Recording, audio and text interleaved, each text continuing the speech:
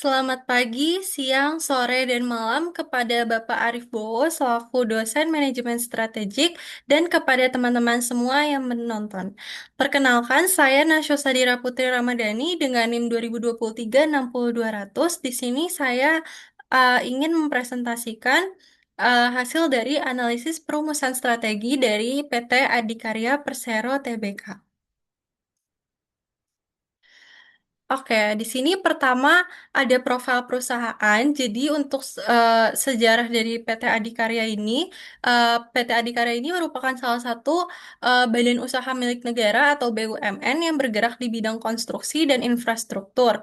Nah, perusahaan ini tuh berawal dari nasionalisasi perusahaan Belanda Associati (NV) pada tahun 1960 dan kemudian berkembang menjadi salah satu perusahaan konstruksi terbesar di Indonesia.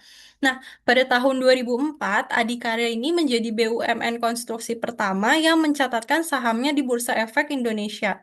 Nah, saat ini kegiatan usahanya tidak hanya mencakup konstruksi, tetapi juga properti, manufaktur beton pracetak, investasi, dan juga konsesi.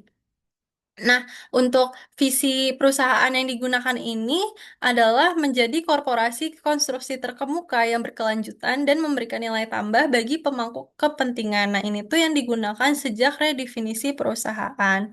Nah, produk atau jasa utama dari Adikarya sendiri itu, yang pertama itu ada engineering and construction, yaitu untuk konstruksi gedung, jalan, jembatan, infrastruktur, perkeretaapian, juga energi.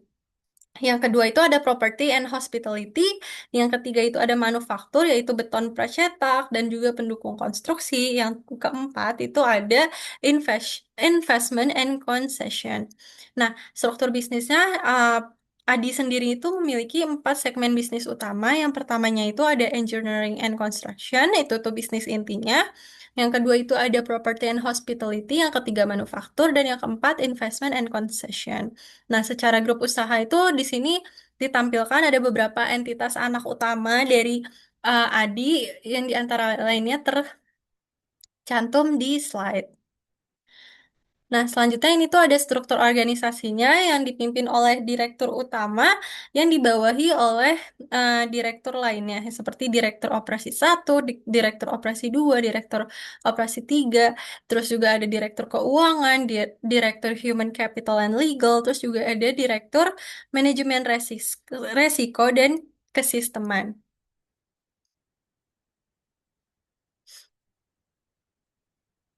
Nah, ya, selanjutnya di sini tuh ada analisis lingkungan eksternal. Di sini kita menggunakan analisis pastel. Yang pertama itu akan dibahas dari sisi politiknya.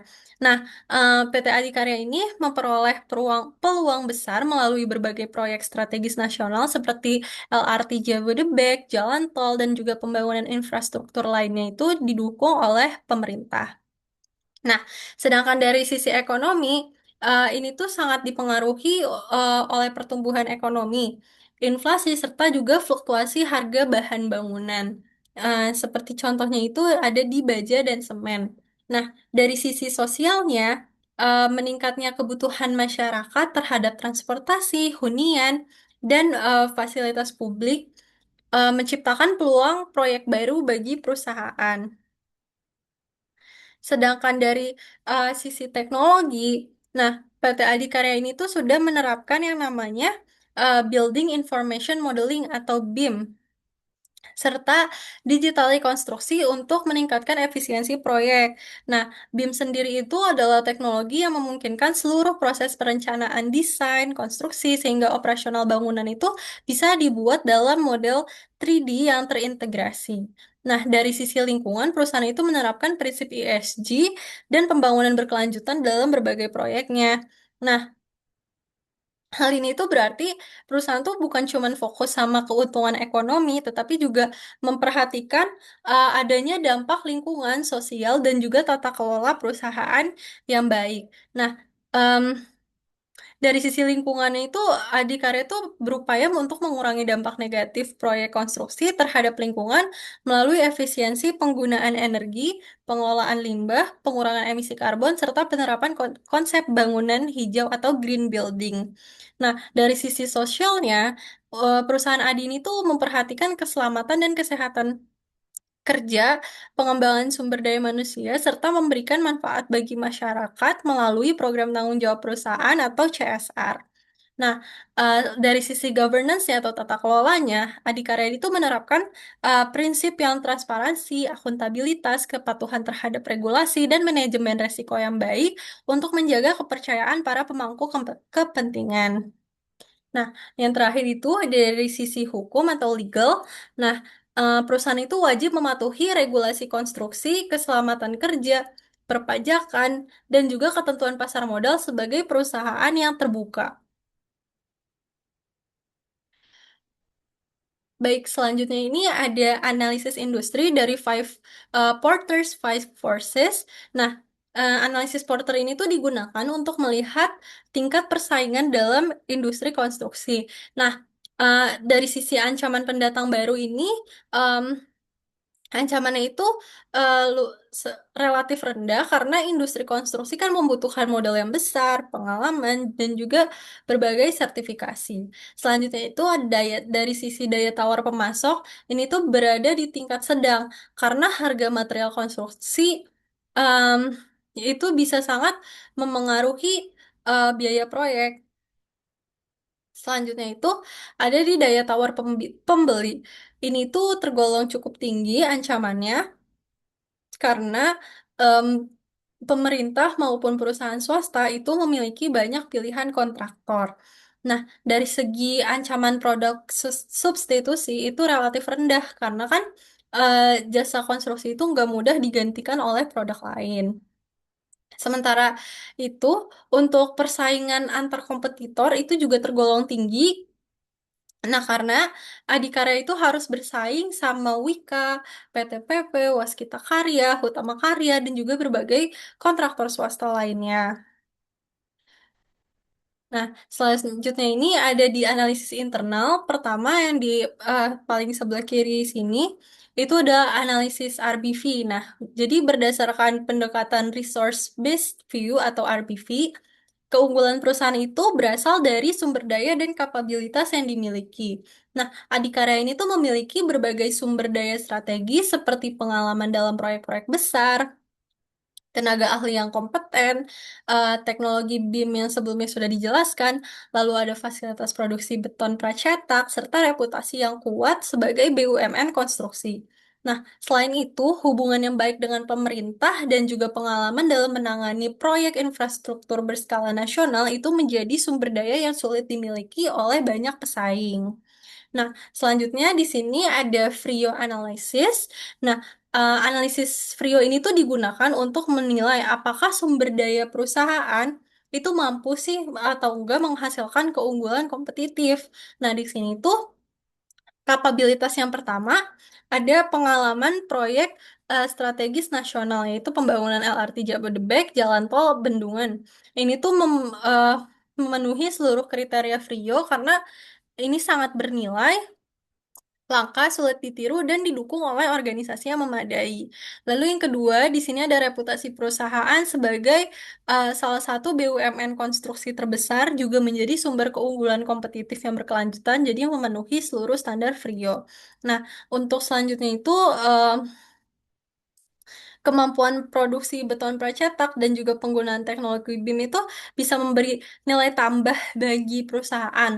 Nah, meskipun keunggulan yang dua ini tuh nggak sekuat pengalaman proyek dan reputasi perusahaan karena bisa juga dimiliki oleh beberapa pesaing. Nah, di sini tuh ada core competencies-nya. Untuk kompetensi inti dari Adikarya sendiri, yang pertama itu um, ada di infrastruktur construction. Jadi ini tuh kemampuan dari si Adi mengelola proyek konstruksi skala besar dari tahap perencanaan hingga penyelesaian. Terus dari segi engineering and Infrastruktur development ini tuh ada keahlian dalam pembangunan infrastruktur seperti jalan tol, jembatan, gedung, pelabuhan, dan transportasi massal. Nah, yang TOD, Transit Oriented Development. Nah, pengembangan kawasan terintegrasi yang menghubungkan hunian, bisnis, dan transportasi publik. Terus juga ada pengalaman dalam pembangunan proyek kereta api, LRT, dan sistem transportasi perkotaan, kemampuan mengembangkan dan mengelola investasi, serta proyek properti, pengelolaan pengadaan material dan rantai pasok untuk proyek konstruksi, terus penerapan standar mutu keselamatan kerja, kesehatan, dan lingkungan dalam pelaksanaan proyek, lalu pemanfaatan teknologi digital untuk meningkatkan efisiensi dan akurasi proyek konstruksi. Nah, selanjutnya ini ada identifikasi faktor strategis menggunakan SWOT. Nah, yang di paling kiri sini, ini itu ada strengths. Jadi, berdasarkan em, hasil analisis eksternal dan internal, diperoleh beberapa faktor strategis. Nah, kekuatan utama perusahaan itu adalah pengalaman proyek strategis nasional, reputasi yang kuat, bisnis yang terintegrasi, kemampuan teknologi, dan juga dukungan dari anak perusahaan. Sementara kelemahannya antara lain itu ketergantungan pada proyek pemerintah, tekanan arus kas, dan juga tingginya kebutuhan pendanaan. Nah, peluang perusahaan ini berasal dari pembangunan infrastruktur nasional, pembangunan em, Transit Oriented Development atau TOD, serta penerapan teknologi konstruksi modern. Sedangkan ancamannya itu berasal dari persaingan industri yang tinggi, kenaikan harga material, dan juga perubahan kebijakan pemerintah. Nah, selanjutnya ini ada matriks SWOT. Nah, strategi SO ini em, dilakukan dengan memanfaatkan pengalaman eh, dalam proyek strategis nasional dan reputasi sebagai BUMN konstruksi untuk memperoleh proyek infrastruktur baru yang didorong oleh program pembangunan pemerintah. Nah, SO sendiri itu gimana sih caranya perusahaan itu untuk memanfaatkan peluang yang ada dengan kekuatan yang sudah dimiliki. Nah, di sini SO yang kedua itu ada mengoptimalkan kemampuan BIM, digitalisasi konstruksi, dan bisnis yang terintegrasi untuk mendukung pengembangan proyek Transit Oriented Development dan juga proyek berkelanjutan atau green building. Nah, selanjutnya itu ada ST. Bagaimana sih uh, cara dari agar kekuatan perusahaan itu bisa menghadapi ancaman? Di sini itu ST yang pertama itu bisa dengan cara memanfaatkan pengalaman proyek berskala besar dan kemampuan manajemen proyek untuk menghadapi persaingan ketat dengan BUMN konstruksi maupun kontraktor swasta. Lalu yang ST kedua itu bisa menggunakan integrasi bisnis konstruksi dan juga manufaktur beton pracetak untuk meningkatkan efisiensi biaya sehingga dapat mengurangi dampak kenaikan harga material konstruksi. Nah, yang di kiri bawah sini ini ada WO. Jadi gimana sih caranya biar kelemahan kita itu bisa menjadi sebuah peluang? Nah, ini tuh kita tuh yang WO yang pertama bisa dengan cara memperluas pasar ke sektor swasta, properti dan investasi guna mengurangi ketergantungan perusahaan terhadap proyek pemerintah. Lalu yang WO kedua, ini tuh bisa meningkatkan penggunaan teknologi digital dan BIM untuk mempercepat penyelesaian proyek sehingga dapat memperbaiki arus kas dan meningkatkan profitabilitas perusahaan. Lalu yang terakhir itu ada strategi WT. Gimana sih um, kita bisa mengatasi kelemahan dan ancaman? Nah, ini tuh kita bisa meningkatkan pengelolaan keuangan dan pengendalian utang untuk mengurangi resiko apabila terjadi perlambatan ekonomi atau penurunan proyek pemerintah. Yang kedua itu bisa dengan melakukan efisiensi operasional dan pengendalian biaya proyek untuk menjaga profitabilitas di tengah kenaikan harga material dan persaingan industri yang semakin ketat. Nah, Selanjutnya ini ada formulasi strategi bisnis. Jadi berdasarkan seluruh hasil analisis, strategi bisnis yang paling sesuai untuk PT Adikarya ini itu differentiation strategy. Nah, strategi ini tuh dipilih karena perusahaan itu memiliki keunggulan yang sulit ditiru oleh pesaing, itu dalam hal pengalaman proyek strategis nasional, reputasi yang kuat, kemampuan engineering yang tinggi, serta pemanfaatan teknologi konstruksi modern. Nah, jadi em, dengan strategi diferensiasi, perusahaan tuh dapat bersaing melalui kualitas inovasi dan kompetensi, bukan hanya melalui harga yang lebih rendah.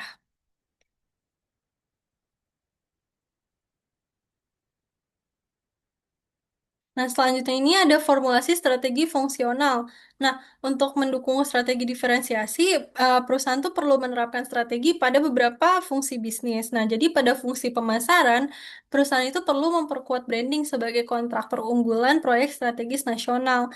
Jadi, untuk memperkuat reputasi si PT ADI-nya sendiri. Nah, pada fungsi operasi, perusahaan itu perlu meningkatkan kompetensi karyawan.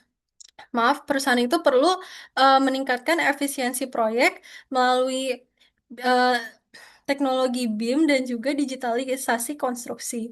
Nah, selanjutnya itu ada pada fungsi SDM. Di sini itu perusahaan perlu meningkatkan kompetensi karyawan melalui pelatihan dan juga sertifikasi profesional. Nah, pada fungsi keuangan, em, perusahaan itu perlu memperkuat pengelolaan arus kas dan juga efisiensi biaya proyek. Nah, sedangkan pada fungsi teknologi informasi, perusahaan ini perlu mengembangkan sistem digital yang terintegrasi untuk mendukung pengambilan keputusan yang lebih cepat dan juga akurat. Selanjutnya di sini ada prioritas implementasi strategi. Nah, prioritas implementasi strategi dimulai dari digitalisasi konstruksi, pengembangan SDM, dan juga penguatan manajemen keuangan dalam jangka pendek. Nah, pada jangka menengah, perusahaan dapat memperluas pasar ke sektor swasta dan juga meningkatkan penerapan ESG serta green building. Nah, sedangkan dalam jangka panjang, perusahaan ini tuh diharapkan mampu memperkuat posisinya sebagai perusahaan konstruksi dan juga infrastruktur terkemuka di Indonesia dengan keunggulan kompetitif yang berkelanjutan. Selanjutnya untuk kesimpulan dan rekomendasi, jadi berdasarkan hasil analisis, PT Adikarya ini tuh memiliki kekuatan utama berupa pengalaman dalam proyek strategis nasional, reputasi sebagai BUMN konstruksi terkemuka, serta kemampuan engineering yang kuat. Nah, peluang terbesar perusahaan itu berasal dari pembangunan infrastruktur nasional dan perkembangan teknologi konstruksi. Namun, perusahaan itu kan juga menghadapi ancaman berupa persaingan yang ketat dan juga fluktuasi dari biaya material ditambah inflasi yang sedang terjadi. Nah, oleh karena itu, strategi yang direkomendasikan adalah strategi diferensiasi dengan fokus pada kualitas proyek, inovasi teknologi, dan juga kompetensi yang sudah dimiliki perusahaan. Nah, implementasi strategi ini diharapkan dapat meningkatkan daya saing, memperluas peluang bisnis, serta mendukung pertumbuhan perusahaan secara berkelanjutan di masa depan. Eh, Sekian, terima kasih. Eh, Apabila ada pertanyaan, bisa ditanyakan pada kolom komentar. Terima kasih.